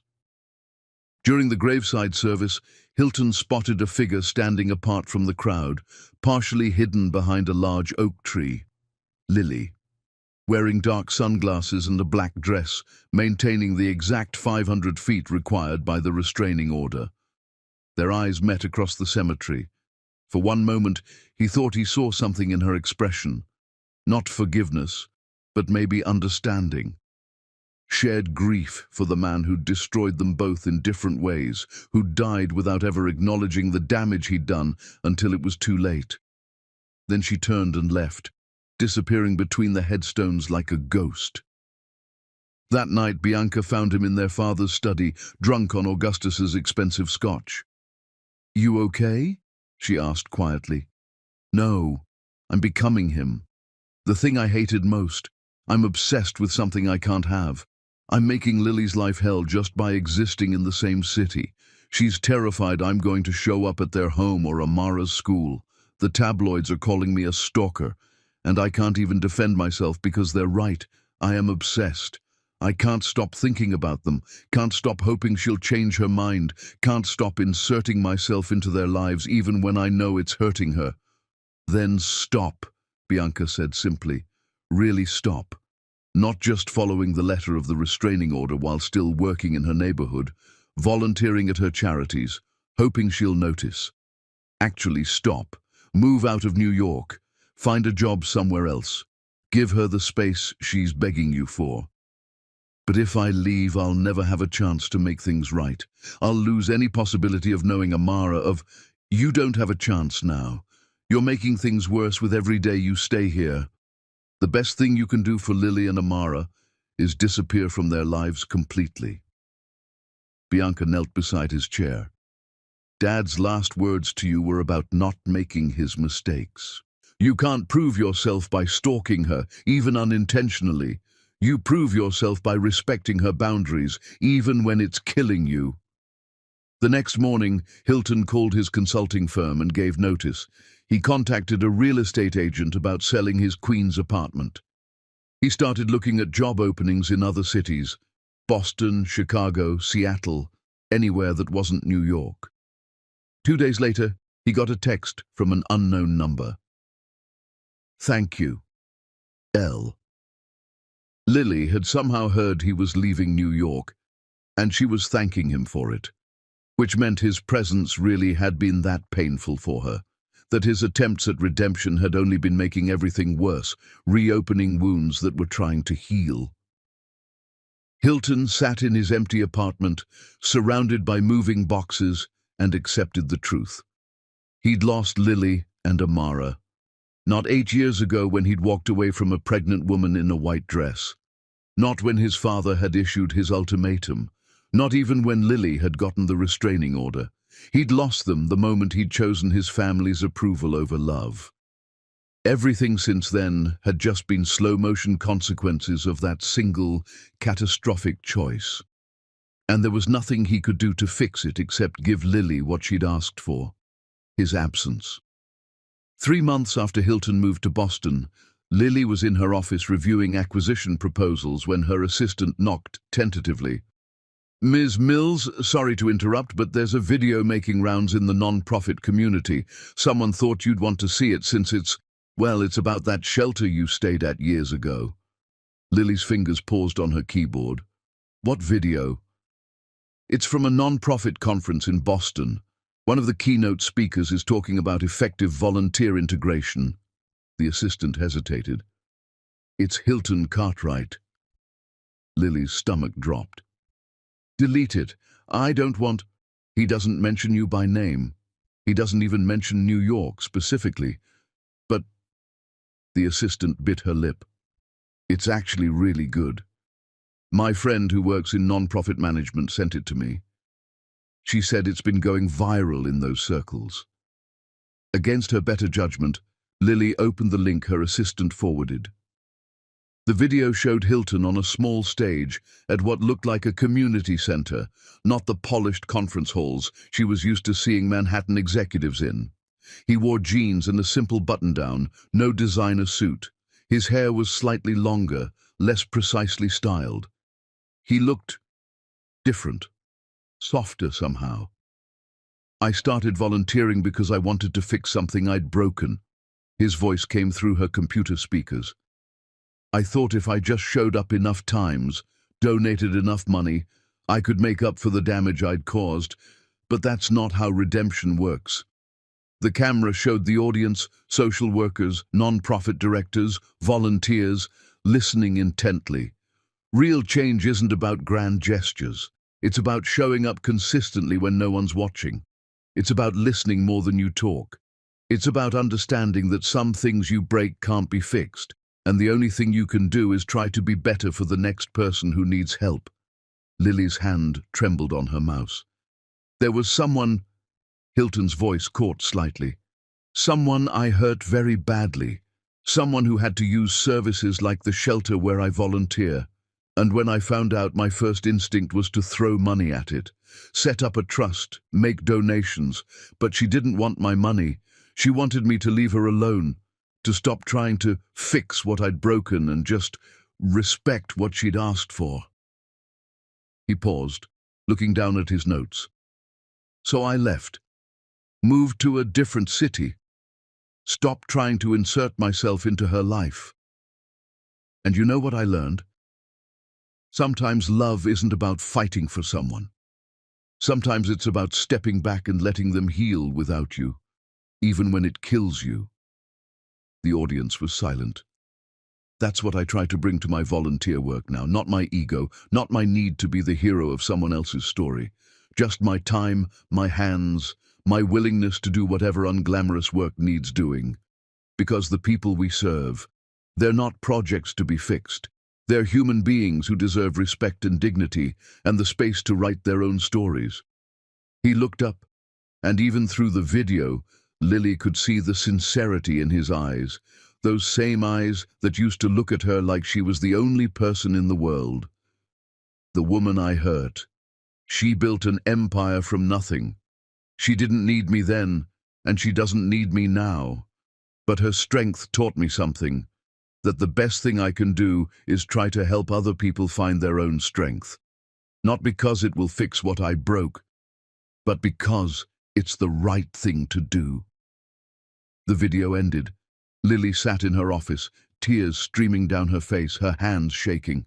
That was the man she'd fallen in love with. Not the coward who'd walked away, not the trust fund baby who'd caved to his parents' pressure, but the man who'd sat with her in that Brooklyn cafe 8 years ago and listened like her dreams mattered. The man who'd looked at her like she was extraordinary. She watched the video again, then a third time. In the comments, non-profit workers were praising his authenticity. Finally, someone from privilege who actually gets it, one wrote. He's been volunteering at our Boston shelter for 6 months and he's never once acted like he's better than the people we serve, another added. Lily closed her laptop and stared out at the Manhattan skyline. Amara's words echoed in her head. Maybe he's sorry now? He was sorry. He'd left New York like she'd asked. He'd respected her boundaries. He'd changed his entire life. And he was doing it not because he expected anything from her, but because it was the right thing to do. Lily picked up her phone and stared at the number his lawyer had given her months ago, the one she'd sworn never to use for anything more than telling him to stay away. She'd gotten what she wanted. He was gone. She was safe. Amara was safe. But was that really what was best for their daughter?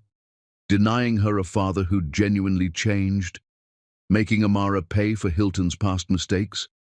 Or was Lily keeping him away to protect herself, not Amara? She put the phone down, picked it up again, put it down. This went on for 3 weeks. Then one Saturday morning, Amara came into her office holding her tablet. "Mama, I found a video of Daddy." Lily's heart stopped. "What?" "He's talking about helping people. He sounds nice." Amara climbed into Lily's lap, something she rarely did anymore at 7. Do you think maybe we could meet him, just once?" Lily held her daughter, breathing in the scent of her shampoo, feeling the weight of her in a way that reminded her of those early days in the shelter when Amara was all she had. "Maybe, baby," she whispered. "Maybe." That night, after Amara was asleep, Lily finally picked up her phone and dialed. "Hello? It's Lily." Her voice was quiet, carefully controlled. "We need to talk." Chapter 9. The Woman Who Heals Lily. Mills hadn't always been made of steel and careful boundaries. Once she'd been soft, vulnerable, stupid enough to believe in fairy tales and happily ever afters, and the idea that love could conquer all the practical realities of class and wealth and family expectations.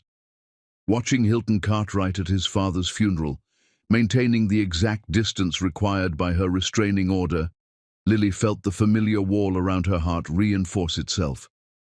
Another brick. Another layer. He was finally leaving New York. Finally giving her the space she'd demanded. So why did it hurt? She drove home to Tribeca, to the penthouse she'd bought with money earned through determination and rage and sheer stubborn refusal to let Hilton's betrayal define her life. She stood at her floor-to-ceiling windows, watching the Hudson River shimmer in the fading light, the city spread out before her like proof of everything she'd accomplished. Behind her, she could hear Amara in her bedroom, video-chatting with school friends about some drama involving ballet class and who got which role in the recital, her daughter's laughter like sunlight breaking through clouds. Amara, her miracle, her reason for everything. Lily closed her eyes and let herself remember what Hilton's betrayal had actually cost her. 8 years ago, after he'd walked out, Lily had stood in that white dress for 3 hours, waiting, certain he'd come back, certain there'd been some mistake, some emergency, some explanation that would make sense of why the man who'd promised to marry her had suddenly told her she wasn't good enough. When he didn't return, she'd called him 17 times. Every call went to voicemail, his phone either turned off or set to ignore her specifically. She'd tried to go to his penthouse. The doorman had stopped her with practiced professionalism. "I'm sorry, miss. Mr. Cartwright left instructions that you're not to be allowed in the building." He'd planned it, had prepared the doorman in advance, had made sure she couldn't reach him, couldn't confront him, couldn't even beg for an explanation face to face. She'd lost her job at Maison Laurent 2 weeks later, her hours cut to nothing, and the manager had been coldly apologetic in a way that suggested someone had made it worth his while to push her out. Her landlord had served an eviction notice the same week, claiming renovations that required all tenants to vacate, though Lily later learned no renovations ever happened. Her mother's hospital had suddenly demanded full payment of outstanding bills, or they'd move her to a county facility with no hospice care. Within a month, she'd lost her job, her apartment, and her mother's access to decent end-of-life care. She'd gone to the Cartwright estate, desperate and terrified, catching 2 buses and walking the last mile because she couldn't afford a cab. Corinne and Augustus had received her in that same study where they'd broken Hilton's will, looking at her like she was something unpleasant they'd found on the bottom of their shoes. "Please," she'd begged, still in her waitress uniform from the diner in Queens, where she'd picked up a shift, her feet aching and her pride in shreds. "Please, just tell me what I did wrong. Tell me how to fix it. I love him. We were supposed to get married." "My son has realized his mistake," Augustus had said coldly, not even offering her a seat. "You were an entertaining distraction, but nothing more. It's time for you to move on with your life." "But I'm pregnant." The words had burst out before Lily could stop them, desperation overriding her pride. "I'm pregnant with his baby. I just found out yesterday."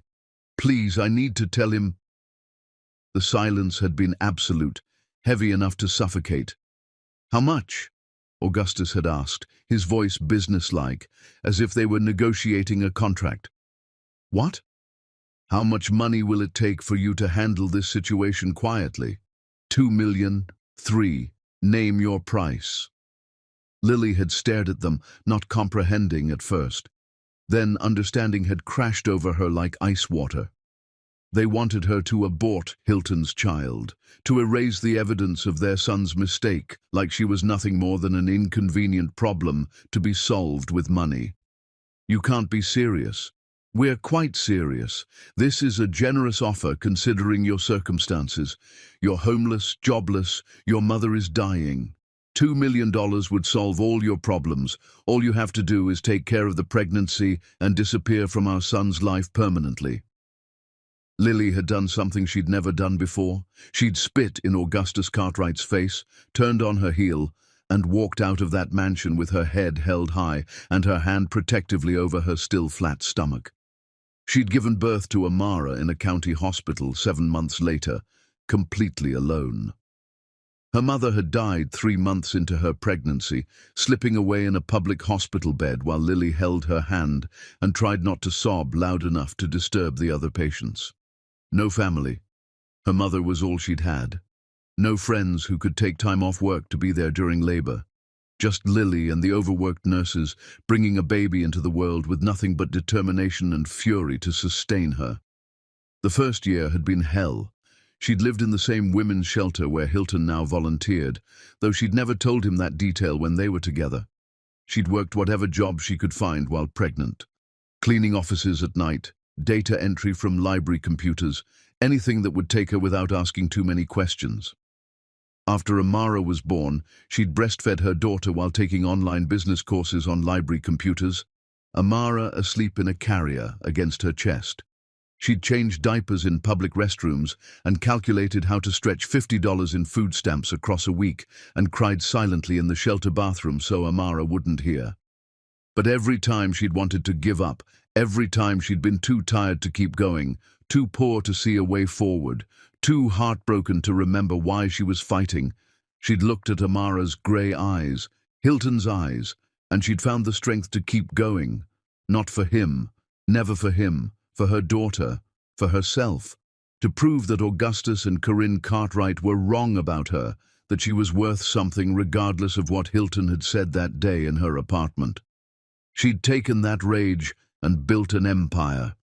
Every property she bought, every deal she closed, every million she made was proof that she hadn't needed the Cartwrights, that she was stronger than anyone who'd ever looked down on her. And she'd raised Amara to be strong, independent, to never need anyone else to define her worth. Present day, standing in her penthouse, Lily felt tears slide down her cheeks, because seeing Hilton at the cemetery, seeing him finally leave New York, had brought everything back. The pain, the humiliation, the desperate love she'd felt for a man who'd chosen money and status over her. And the worst part? Some pathetic corner of her heart still wanted to forgive him, still saw glimpses of the man she'd loved in the stranger who'd broken off his engagement, defied his parents, given up his fortune, moved to another city to respect her boundaries. Still wondered what would have happened if he'd had that strength 8 years ago. "Mama." Lily turned to find Amara in the doorway, wearing pajamas patterned with stars, her curly hair in 2 puffs on either side of her head, so beautiful it made Lily's heart ache. "Hey, baby, why aren't you asleep? I heard you crying." Amara padded across the expensive hardwood floors and wrapped her arms around Lily's waist. "Are you sad?" "A little bit, yeah. Because of Daddy." Lily froze, her breath catching in her throat. "What?" Amara looked up at her with those impossible grey eyes, so much like Hilton's it physically hurt to see them sometimes.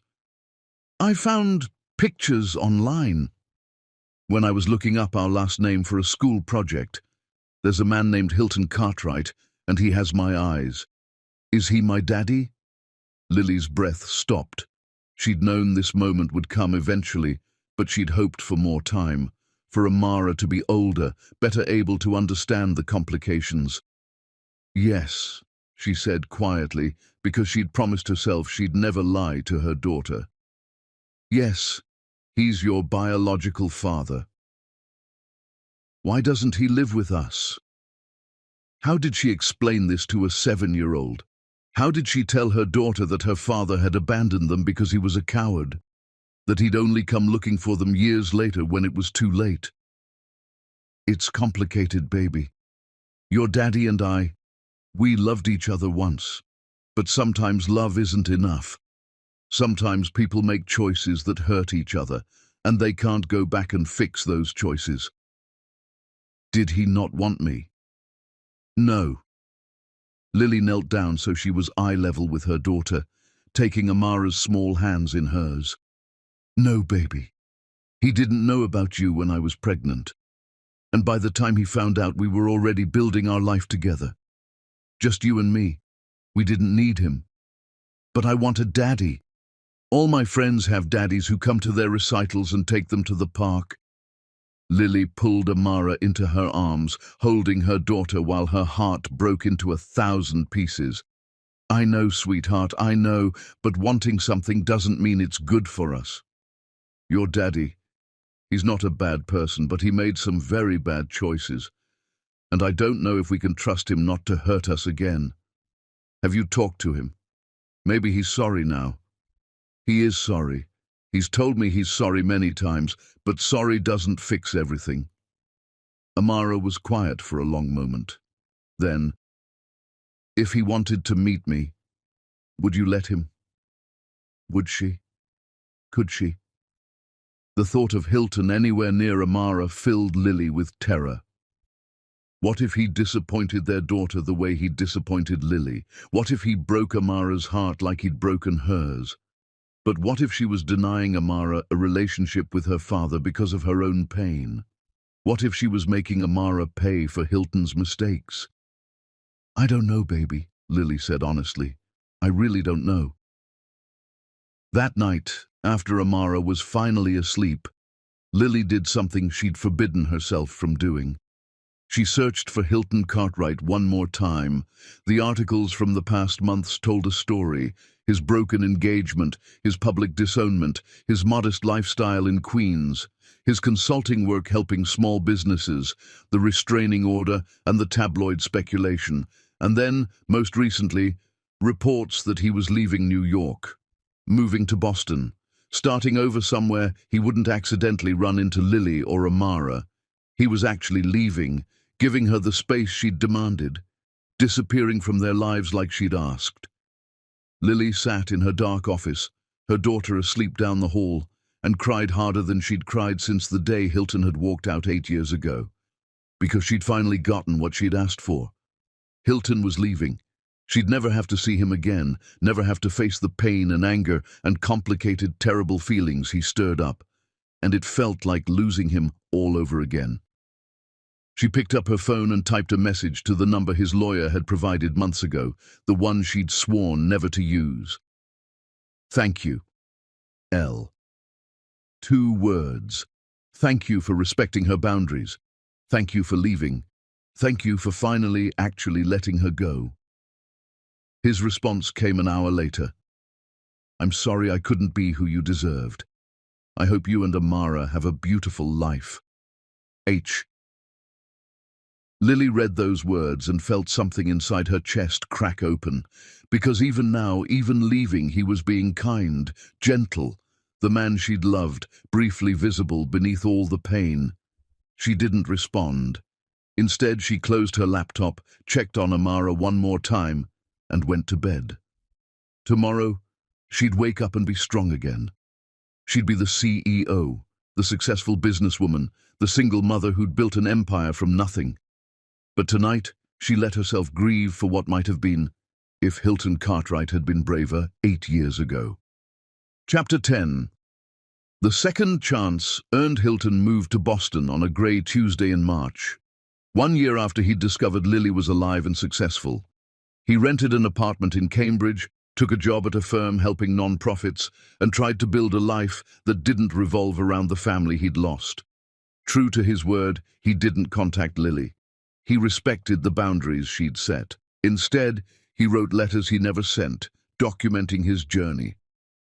Dear Lily, today I helped a shelter restructure their budget. I kept thinking about you at that shelter in Queens. I'm sorry I wasn't there. H. He attended therapy religiously. Dr. Okonkwo helped him work through decades of conditioning. You made yourself small to fit your family's expectations, she said. When you met Lily, she made you feel real. That's why losing her was so devastating. Hilton worked on becoming different, better. He volunteered extensively, learned about parenting, stayed away from New York. Then, 1 year after moving, his phone rang. Unknown New York number. Hello? It's Lily. We need to talk. Lily drove to Boston on Saturday morning. When she sat across from Hilton at the cafe, her heart did something complicated. I'm not doing this for you, she said. Amara's been asking about you for months. She wants to know why her daddy doesn't live with us. What did you tell her? The truth. That you're her father. That we loved each other but made mistakes. Lily's voice was steady. She asked if she could meet you. And I'm terrified. But I also can't deny our daughter a relationship with her father just because I'm scared. Lily leaned forward. So here's what's happening. You meet Amara. You're honest about why you weren't there. And you prove, through consistent action, that you're worthy of being her father. On my terms, my schedule, my rules. I can do that. And as for us, there is no us. You're Amara's father. That's all. Clear? Clear. The following Saturday, Hilton met his daughter at the public garden. Amara, this is Hilton. He's your daddy. Amara stared at him. Why weren't you there when I was born? Because I made bad choices that hurt your mother.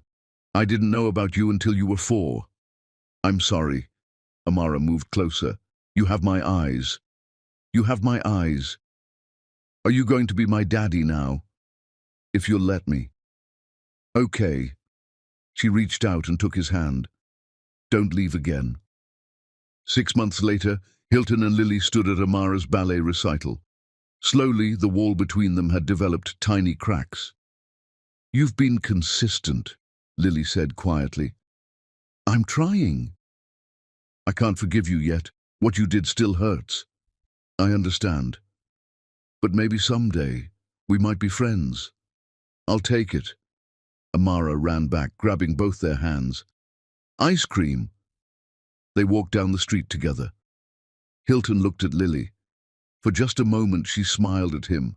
Small, tentative, but real. It wasn't forgiveness. It wasn't love. But it was a beginning. Their hands brushed. Neither pulled away.